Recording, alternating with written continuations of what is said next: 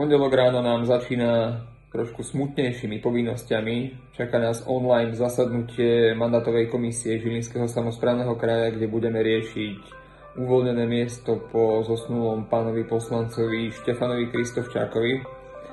Je tu utorok, akurát opúšťam obchodnú akadémiu, kde prebehla rada školy, na ktoré sme schvaľovali napríklad aj rozpočet rady školy na ďalší rok.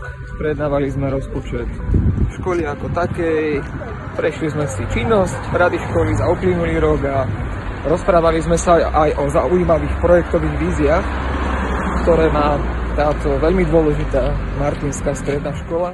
A na martinských stredných školách ešte ostaneme, akurát sa presúvam na strednú priemyselnú školu v Martine, lebo mám so sebou vyše 80 podpisov pod petíciu na záchranu tejto školy, ktorá je podľa mňa veľmi dôležitou súčasťou siete stredných škôl v našom regióne, v našom okrese, v našom meste. Dnešná streda sa bude niesť hlavne v duchu mimoriadneho zastupiteľstva mestského. Akurát ku mne nastupuje kolega Martin Lepej. Pane radní, čau. Jazdíme takto spolu, lebo sme ekologicky a ekonomicky. My sme šli na bicykli a umrzali. Presne tak, -1.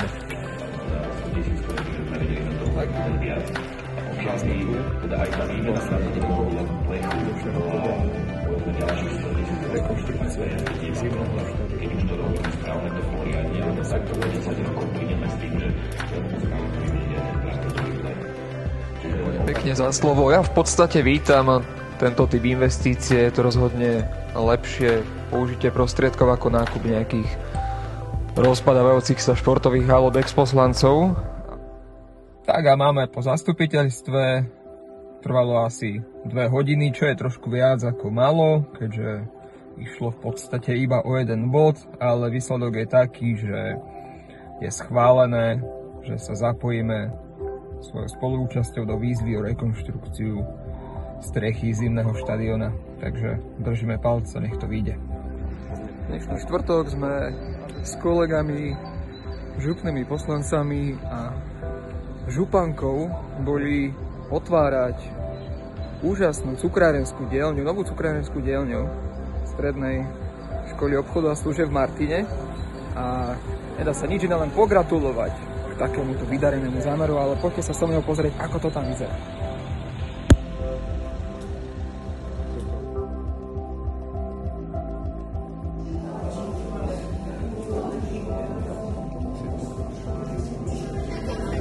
Je katastrofa, nie? Je to konečne piatok a ja som sa s týmom Reštart Martina zapojil do golfového turnaja v rámci Martinskej celoročnej olympiády rekreačných športovcov. No a keďže sa vraví, že v zdravom tele zdravý duch a že účasť je to, čo sa počíta najviac, tak o výsledku radšej pomlčíme. Ale určite to stalo za to a pozrite si toto skvelé podujatie a zapojte sa do ňoho aj vy.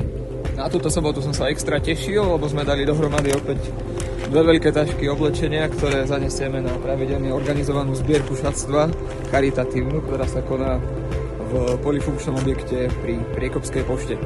Takže ak máte aj vy možnosť, sledujte siete a dajte dokopy aj vy oblečenie, ktoré vám v skrini zbytočne zavadzia a pomôžete tak ľuďom v núdzi. So založenými rukami sme nesedeli ani v nedeľu, dali sme si online poradu, počas ktorej sme si rozdelili úlohy v rámci chystaného projektu, kde budeme podporovať rôzne združenia a firmy v Martine, ktoré budú žiadať o granty, ale k tomu pôjde čoskoro ešte viac informácií. Tak to bol môj týždeň a ja vám prajem všetko len to dobré do tohto nového týždňa. Určite sa vidíme v uliciach alebo v online priestore. Majte sa pekne.